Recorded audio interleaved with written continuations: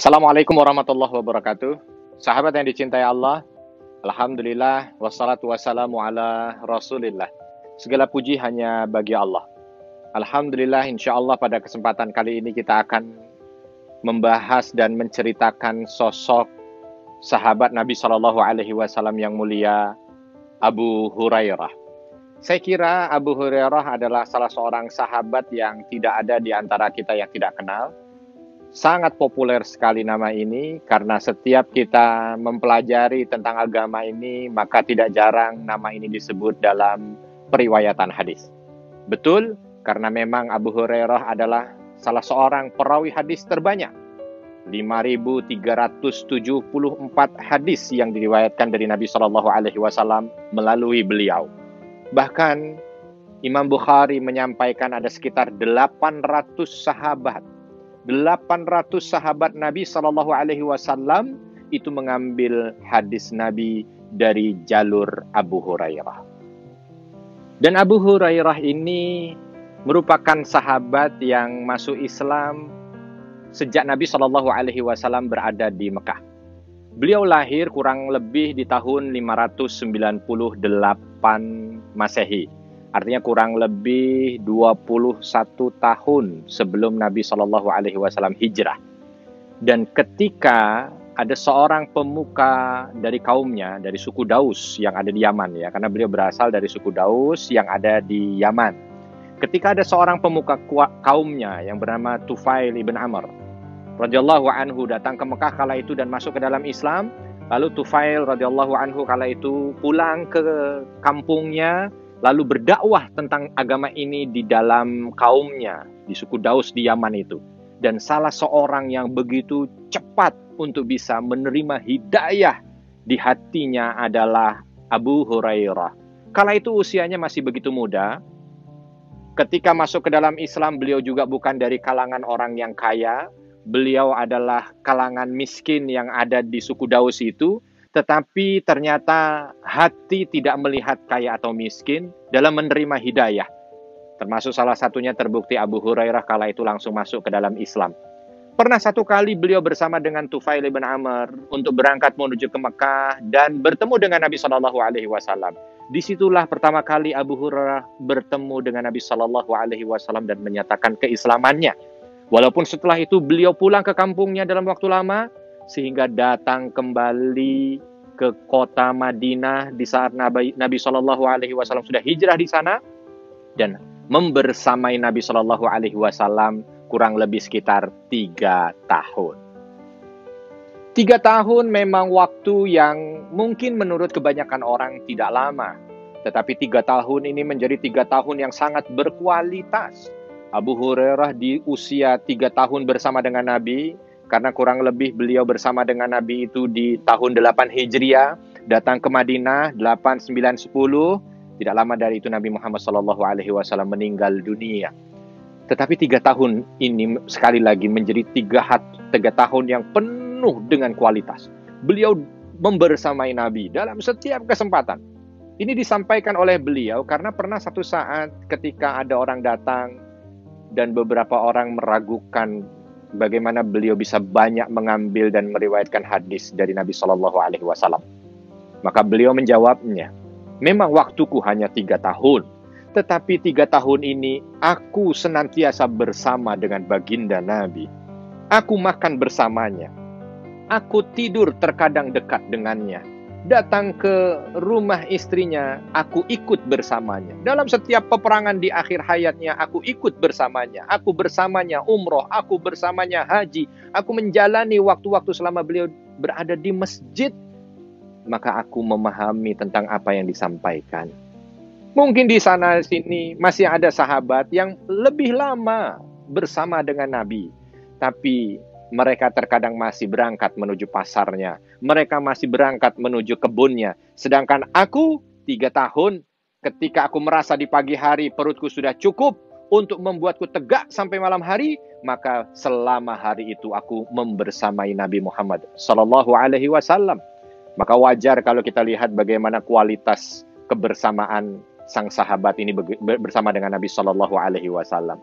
Memang pertama ketika beliau berada di masa Islam, bersama dengan Nabi di tahun pertama itu berkeinginan untuk mengejar ketertinggalannya, ya, mempelajari agama ini bersama dengan Nabi, di tahun awal beliau merasa begitu sulit. Karena memang usianya kala itu sudah sekitar 30 tahun. Artinya memang tidak muda. Tetapi di usia itu beliau masih punya semangat. Apa yang beliau lakukan? Beliau datang kepada Nabi Muhammad SAW dan menyampaikan keluhannya ini. Wahai Rasulullah, begitu sulit bagiku yang sudah tidak muda lagi ini untuk mendapatkan ilmu, untuk menyampaikan, untuk menyerap apa yang kau sampaikan. Berikan tipsnya.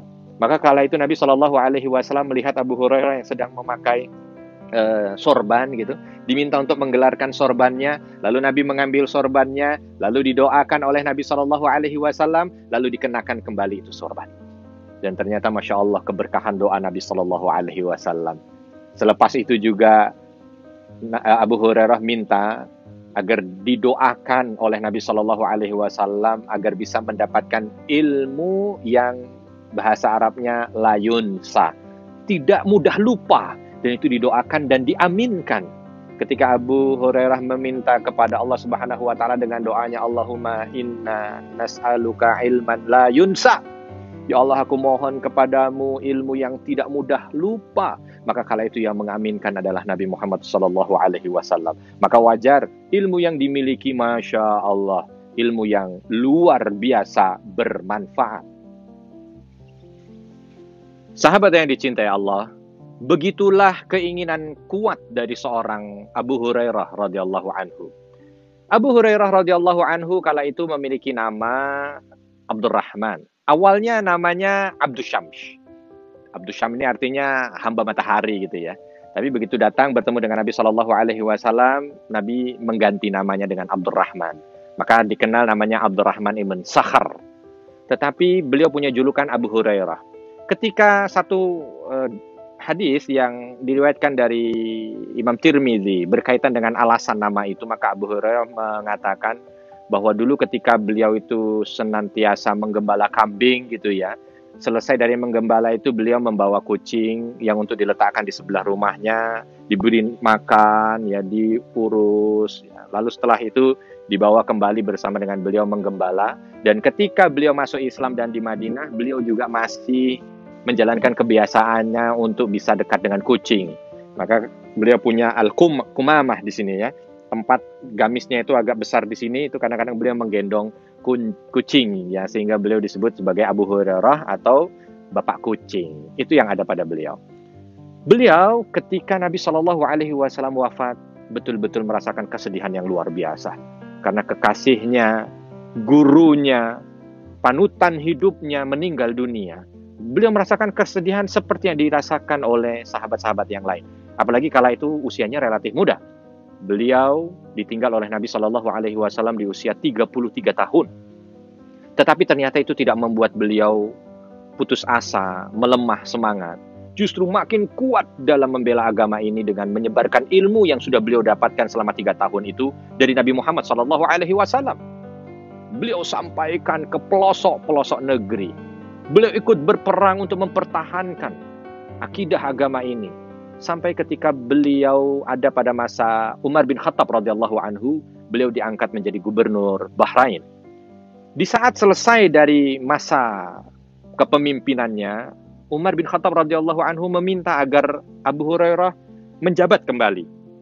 Tetapi beliau mengangkat tangan dan mengatakan, tidak, aku ingin mengabdikan diriku untuk mengajar. Sehingga beliau balik lagi ke Madinah dan menyampaikan tentang hadis-hadis Nabi kepada para tabi'in, kepada para sahabat yang ada di sana. Maka wajar beliau ini punya satu anak putri, dan anak putrinya itu menikah dengan Sa'id ibn Musayyib yang merupakan ulama besar dari kalangan tabi'in. Ya, kalau dilihat berarti wajar ini mantu menjadi ulama besar karena memang dia mantu daripada sang sahabat yang memiliki keluasan ilmu dari Nabi Shallallahu Alaihi Wasallam.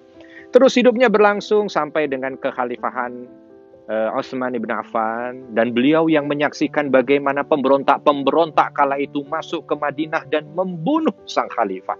Bahkan beliau yang berada di garis depan untuk membela Utsman ibn Affan radhiyallahu anhu. Akan tetapi karena kondisi yang tidak memungkinkan sehingga pembelaan itu pun tidak berarti. Pemberontak berhasil untuk membunuhnya. Beliau pun hidup di masa Ali bin Abi Thalib radhiyallahu anhu. Masa di mana peperangan berkecamuk, fitnah melanda. Beliau hadir di sana. Bahkan beliau yang banyak menyampaikan hadis-hadis Nabi berkaitan dengan fitnah yang sudah terjadi itu dan sudah disampaikan oleh Nabi Shallallahu Alaihi Wasallam. Dan ketika fitnah besar melanda, Ali bin Abi Thalib memindahkan ibu kota ke Kufah. Beliau pulang menuju ke Madinah.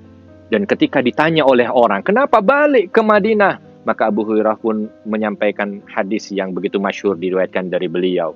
Akan terjadi fitnah di akhir zaman di tengah umatku. Mereka yang duduk lebih baik daripada yang berdiri lebih baik daripada yang berjalan lebih baik daripada yang lari.